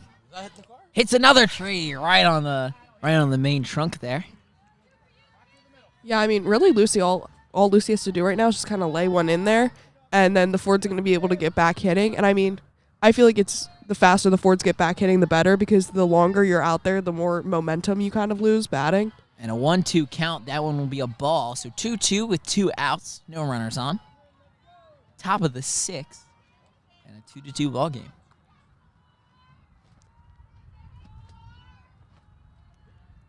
The pitch. Hit. Foul. Yeah, that's that wind. The wind very much so took that one. A huge gust came right when she hit that. Wind's about to take our tarp as well. Oh, that actually almost hit last year's senior Claudia Stuck. Yes, that unfortunate.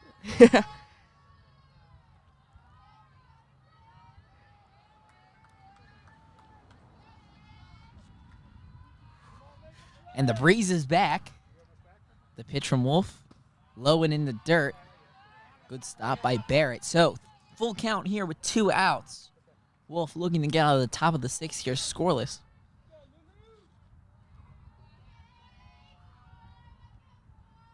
And the pitch, fouled back, straight at us. Again, we flinch. Yeah. I think it's going to be my goal by the end of the season to not flinch. No, it will save us one of these times. Last year, a ball hit our table, and that was terrifying. It's just not fun. Not fun. The pitch from Wolf, high and away. She'll walk Bickle, who was the batter who had the hit into right field. Worley had the hit into left field. So now, up to hit, I believe this is Rebecca Camp, the catcher. 2 outs, runner on first. If you remember, in the top of the 4th, this is sort of how the breakdown happened. She had 2 outs, and she just couldn't work her way out of it.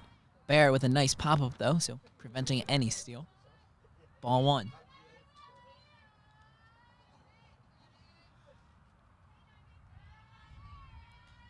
I have a suspicion it has dropped from the 60 degrees it was once predicted to be. And the throw back to first by Barrett after the strike there. Yeah, I mean, they're taking huge leads off of first base, which I feel like for the situation they're in, wouldn't necessarily be my choice, but pitch. In there for a strike. The throw down a second. The bounce. Just not in time, but a real good-looking throw from Barrett there. If that's any warmer, I would not be surprised if that's a little bit more. That's closer to an out. That ball, it will travel easier the hotter it gets. Just in total, it's a lot easier to move quickly and throw like that. So, steal there technically, and that one hit down. Gavigan with a beautiful diving play from her knees. No throw, but she stops the runner from advancing. So now you have a force out at third, second, and first, which is not. Obviously, you would have preferred Gavigan makes a throw there, but the dive is still a fantastic defensive play by Gavigan. Yeah, and I think that's one of those moments where you're kind of caught up in your head about what the right decision is, because she could have made the throw to second, but at that point, you're kind of pretty much putting yourself into that pickle of, going back and forth with the runner. Or she could throw to first, but she knew that she didn't have a lot of time to make that throw to first. So it was just a red idea to eat that there. Yeah. And Sambuco will come on to run. First pitch to number 20, Lauren McGuire. Fouled off. Wolf looking good still, but again, now you got 2 runners on with 2 outs. 1 strike.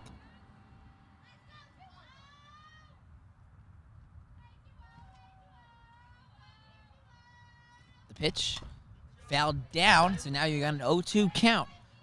Now, if you're a Wolf, what do you throw? What would you do?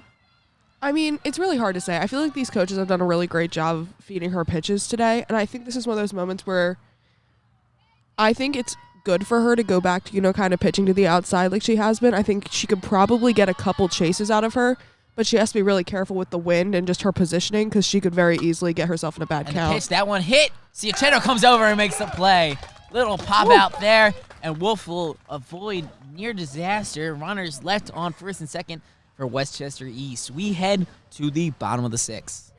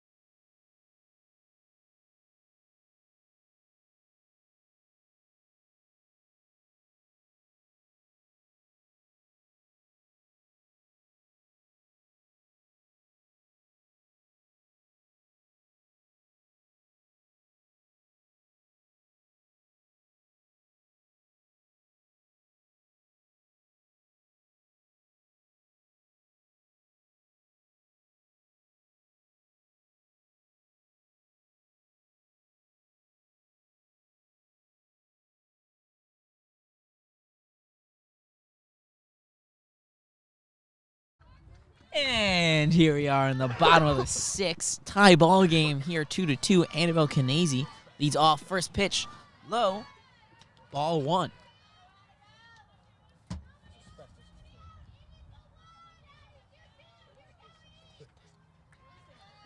The pitch, in there for a strike, sort of froze Canese up.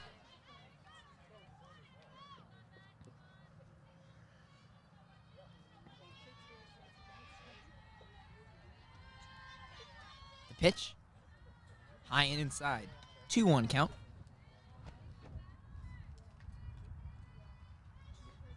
Currently, our current statisticians are telling us Offerman has thrown 79 pitches. Sorry, the total did not update immediately on our Google spreadsheet. Yeah, I had to wait for that one to load a little bit. That's my apologies. 3-1 count here to Annabelle Canese. The pitch. Strike 2. Also looked a little bit inside, but they've been calling. Ump's been calling that strikes all day. Yeah, and I mean Canese's taller as well too, which kind of plays into how wide your Oh, and she'll swung on and missed. First at bat out. When you have Maddie Culbertson coming up as well, she's a lot taller than a lot of the other girls on the team, and your strike zone usually goes from about top of the knees or mid thigh-ish to the words across your chest. So when you're taller, that pitcher has a lot more room to work with. And the pitch to Culbertson, that one in there for a strike. a lot of pitches have been like at that knee area. Or Yeah.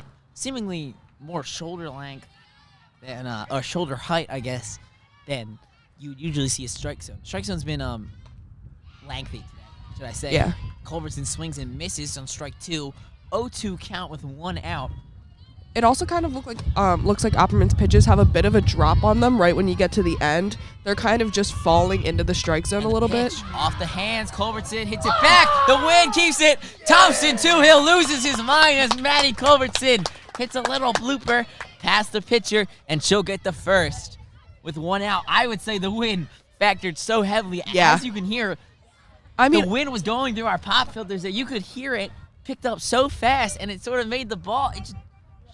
Otterman just couldn't control it or couldn't track it. I think a lot of that too is also just miscommunication on the field. I mean, I didn't hear anybody call for that, and I do not think that was the pitcher's ball to necessarily catch. I don't know.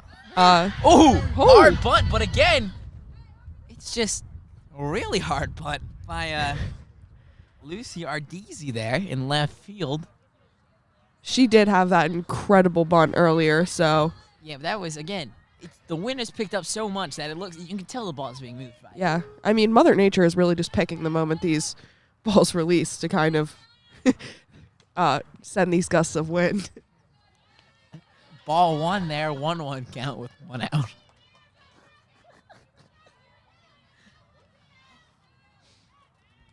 The pitch swung on and missed. 1-2 count there with 1 out.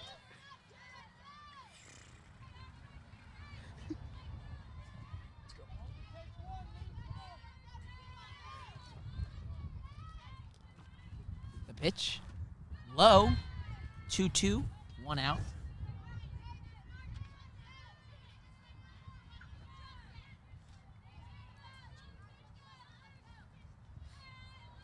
Two, 1 out. Runner on first. The pitch hit. Way foul. Oh, got a lot of speed on that, but again, Missed the cars. oh yeah, that's a positive. That one was definitely, I feel like, once again factored into the wind, and that was hit hard. So I feel like if Ardisi can kind of just get this ball to hit the sweet spot on the bat right here, she's gonna be able to send one deep. These their outfielders are playing pretty far in, so The pitch, Ardisi off the hands. She'll be out at first, but she advances Culbert's in the second. So now coming up to hit, Megan Kent.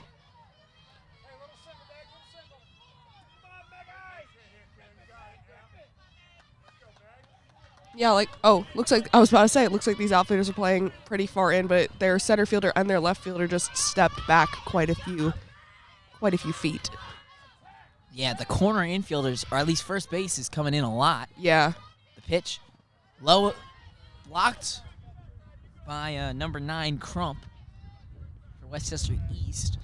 That's an interesting call, I feel like, right now for them to send their infielders in. I kind of understand the strategy behind it. They're a little worried about possibly a bunt to advance the runner, but I feel like they're setting up so much space for her to drop a ball in to that, kind of no man's land space between the infielders and the outfielders, especially having just sent your outfielders back as far as you have. And there we go, swung on and missed. So 1-1 count with 2 outs. Runner on second. Prime opportunity for the Fords. The pitch, hit, but fouled down. So 1-2. It looked like she was just on top of that one, so if she can kind of lower her bat a little bit, get the right on that ball, she's going to have it. Opperman seemed to lose a little bit of speed, as one does throughout a game. The pitch, Kent got all of it. Hit, but dropped by the shortstop. Kent is safe at first.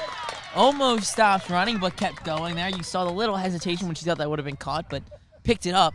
So now hitting number 10, Sarah Hubley, who came in to pinch run. She'll be hitting for Jess Rosen.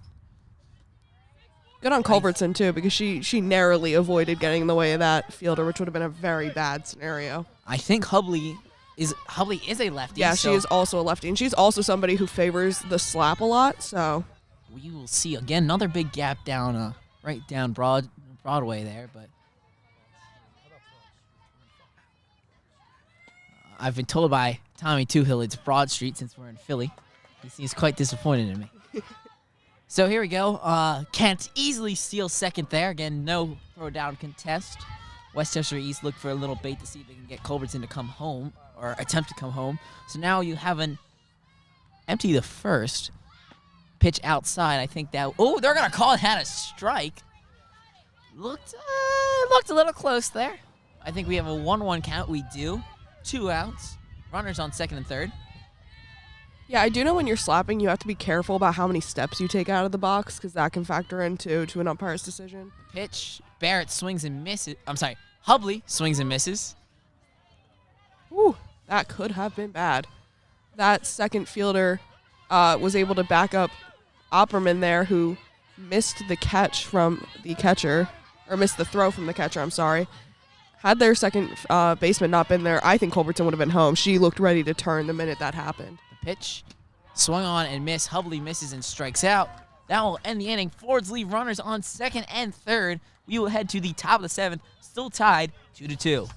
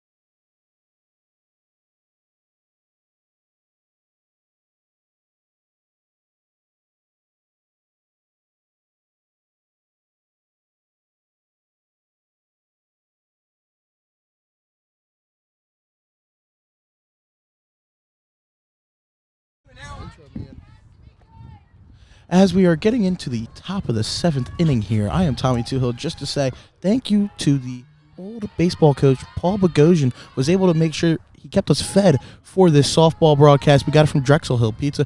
No free shout-outs. They're not sponsored. But thank you guys so much. I'm going to let you guys get back into the action.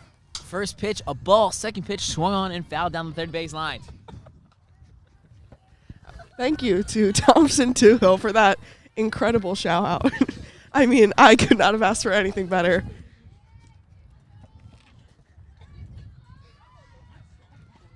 Second pitch there. Or I'm sorry, third pitch, ball 2, 2-1 count.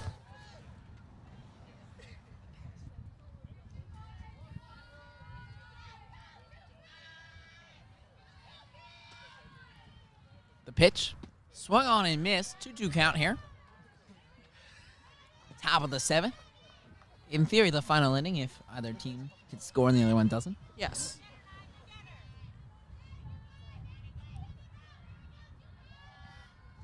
The pitch. Hit. Woo! But shallow left field, and settling under it is Lucy Ardisi for the easy fly out. So 1 out here. That was number 25, Carolina Rotaro. Coming up to hit Olivia Cuneo, the DH.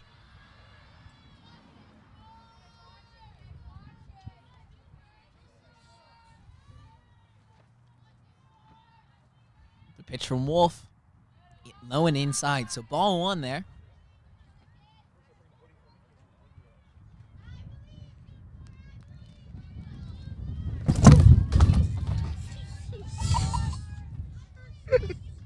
The wind really picked up there.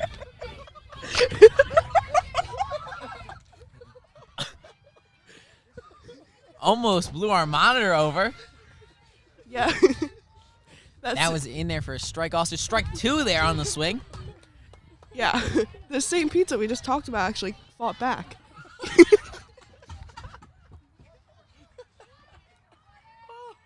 1-2 count. Speaking of attacking pizza, we have a 1-2 count here with 1 out. No runners on. Ball 2.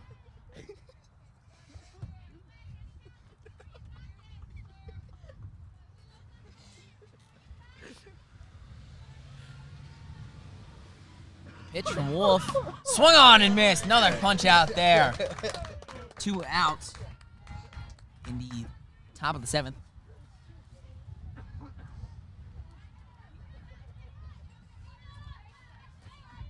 We believe that is her 7th strikeout on the day. Coming up to hit Daria Cross, the leadoff hitter. Shows bunt, pulls back, ball 1.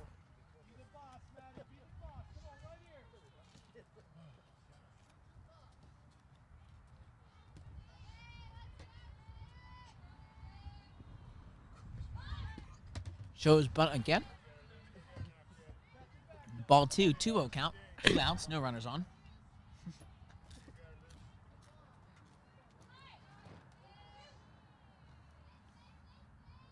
The pitch. Bunted foul. Strike 1.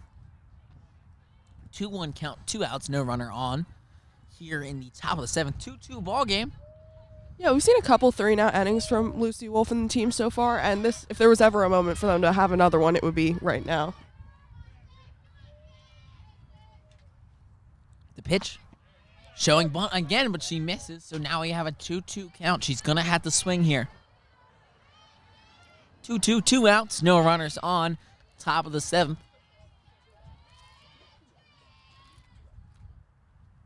Pitch swung on and missed. That's her 8th strikeout on the day.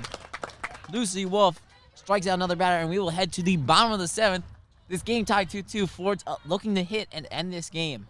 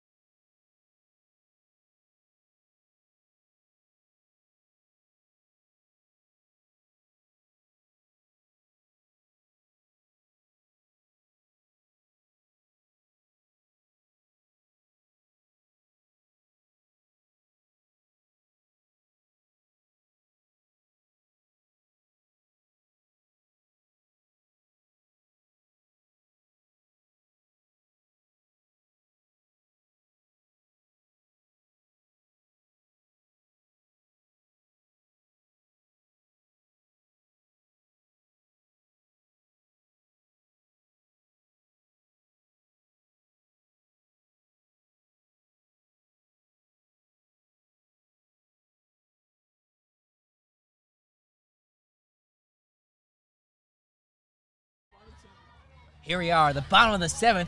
Ford's looking for the walk-off here. Leading off. I believe that's Morgan Barrett. Fouls that pitch off. 0-1 here.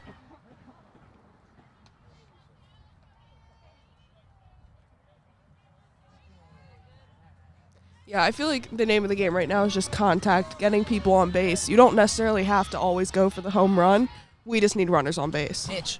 Barrett chops at it, misses. So 0-2 here. Yeah, she's got to be careful about chasing these. If they're up in the zone or, outside, you can't give her those pitches that she needs to throw some strikes for you to swing. Pitch low. Ball 1. Good eye for Barrett.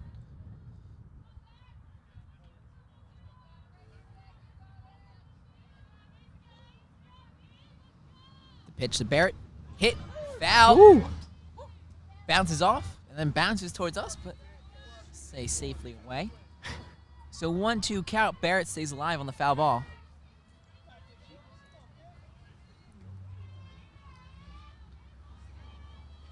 The pitch to Barrett. Swung on and missed. She'll strike out. Coming up to hit Kylie Ingram, the top of the order. Now, as we've seen and as we've said several times, I think the best bet for these lefties right now is to not swing. You need to stand like a statue in that box right now.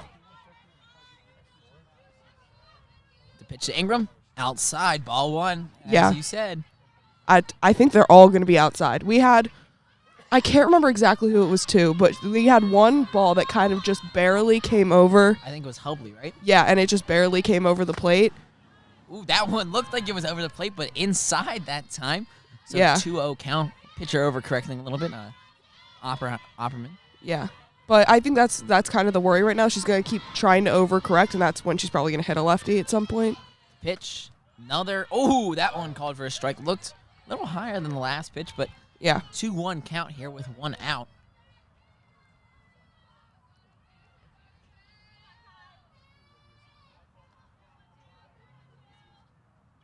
pitch. Ingram fouls it back. So now you have a 2-2 with 1 out. I think this is Opperman's best count against a lefty that she's actually like pitched towards. Because a lot of them, it has been a lot of swings and misses from the Fords, but this is the first one that I think Opperman's actually had to fight for. Without a question. The pitch. Ingram strikes out swinging. 2 outs. Shannon Gavigan coming up. Yeah, I think for Shannon right now, she really just has to be mindful about where these pitches are coming in, because with Opperman, we've kind of noticed that I think she's looking for the chase. She's not really throwing a lot of strikes except for those lefties who she knows she has to, but... The pitch from Opperman. Gavigan hits it hard. The third misplayed the twirl and the throw to first in time. Gavigan with a hard hit grounder, but almost misplayed by the third baseman, Mia Culp, but she spins around, makes a throw. We will head into extras. I believe the top of the 8th will be coming up very shortly.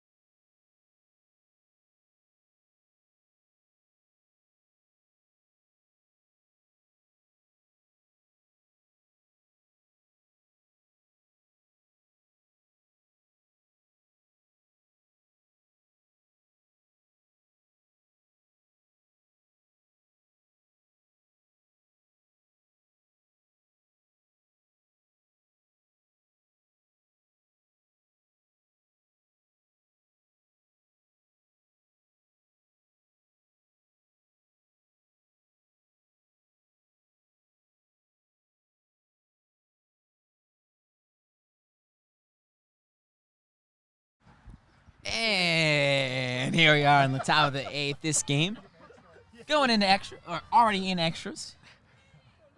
Lucy Wolf back out the pitch.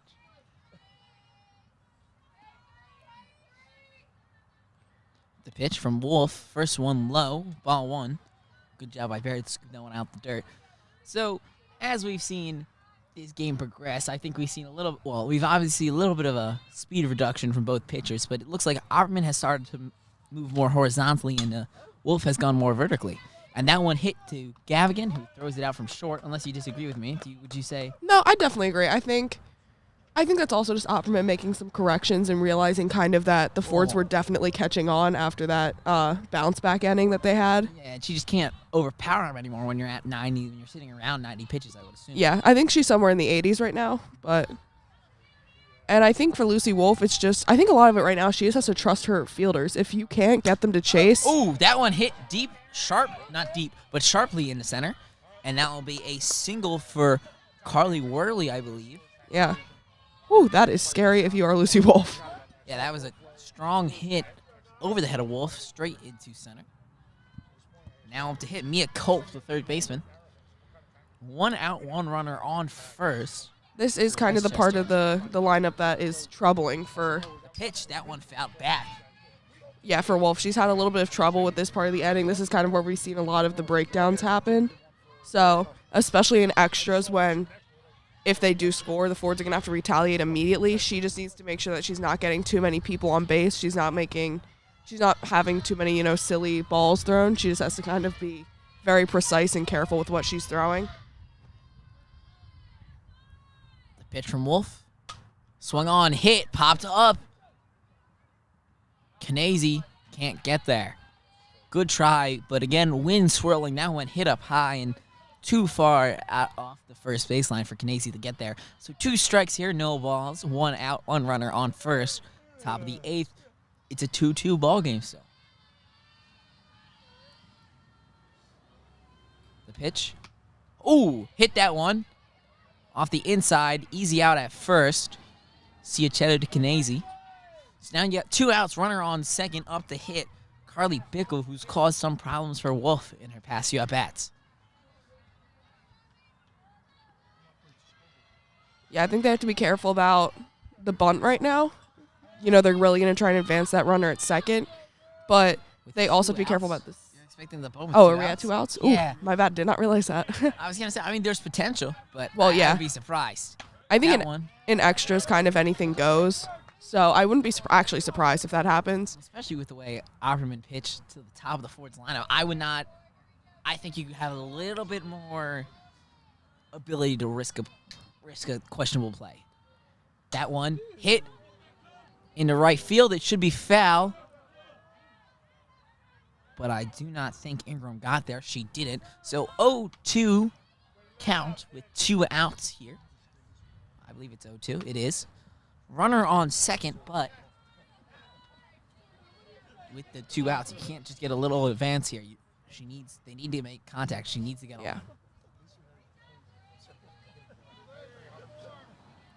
Well, and overall, that makes it easier for the Fords because you have to force out at first, so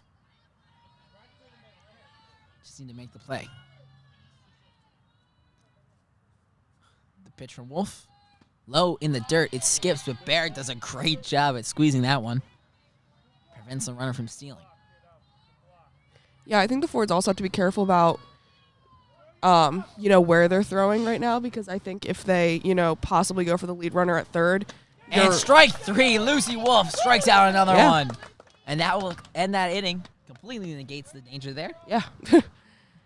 And now it's up to the Fords to retaliate, try and end this as soon as possible. I think it's Ciachetto, Canese, and Culbertson who are due up. So, again, that's the meat of your order.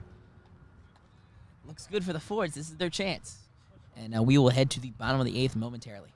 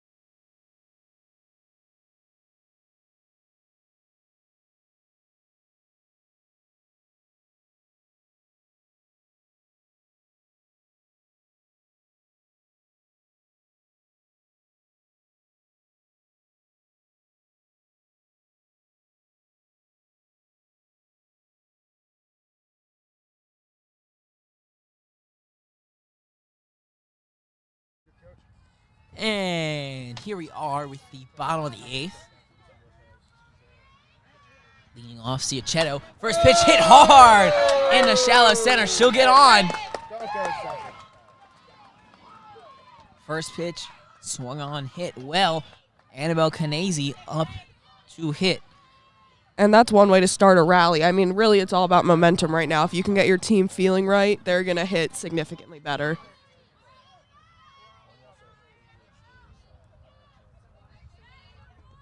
Canese bunts. She's got to run that one out. She'll be out at first, but Ciachetto gets the second. Exactly what they need. Fords can walk this one off here because they have a runner in scoring position at second with Maddie Culbertson up to hit. Yeah, Maddie Culbertson did get on base her last time up. So Lucy Ardizzi on deck. She's had a good day. Yeah, she's had a great day. Probably one of the best, I think, best out of the Fords lineup. The first pitch inside to Culbertson, ball 1. Yeah, now we have seen a little bit this game that Culbertson, she does like to chase just a little. So she's got to really watch which pitches she's choosing to swing at, and she can't kind of feed into that chase that Opperman has going right now. Rebecca Crump, the catcher. I think she's fixing her leg protection. Yeah, it looks like one of her pads just unhooked, which, I mean, it happens sometimes.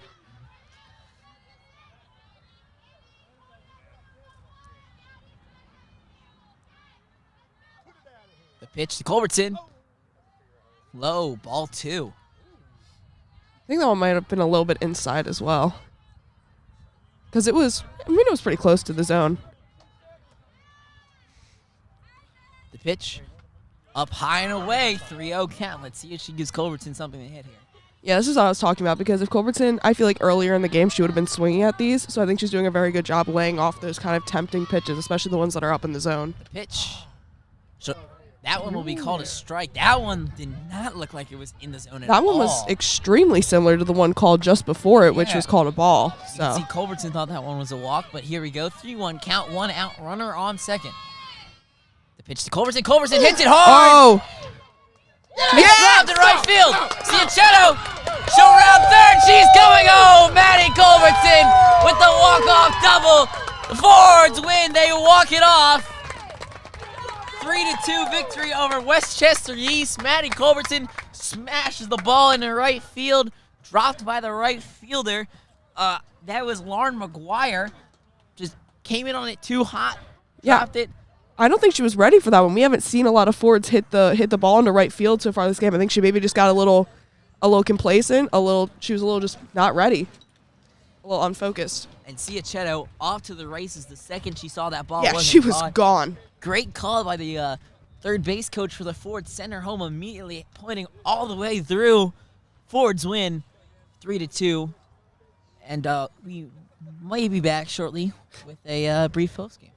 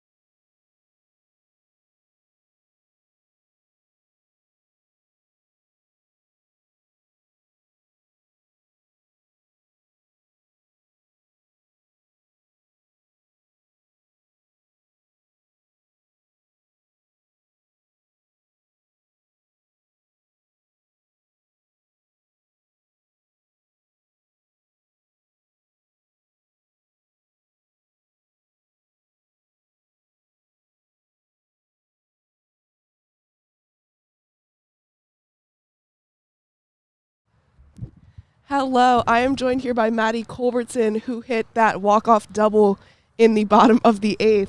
So, Maddie, what was your mindset going into that last at-bat? Going into the last at-bat, I knew I just had to get a hit, and then once I had 3-0, I got that take, and then I knew I just had to hit from there. That it should have been ball 4. I got a strike called on me high, but then I just hit that next pitch, and that's all. I just knew I had to make contact. Yeah, so what we saw earlier in the game that you were swinging a lot more going into that last at-bat. Did, Coach Newman or anyone say anything to you that kind of changed your mindset going into that? Not really. I mean, it's just the whole team. It was the energy. Everything was great. We just loved to play together, and it was just a great time. Yeah, perfect scenario kind of Yeah. thing. Yeah. All right, well, thank you so much, and congratulations. Thank you.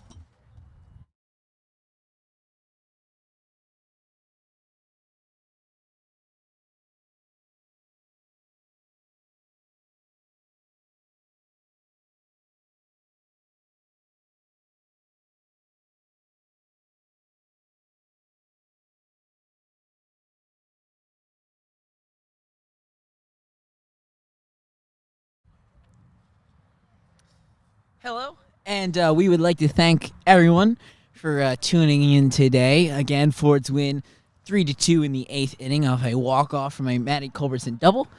And thank you for watching our stream and opening day of Haverford Spring Sports at HSM. We'll be bringing a lacrosse game to you shortly, same channel, at 7 o'clock, assuming we get there and set up in time. So we will see you then. Yep, roll forwards.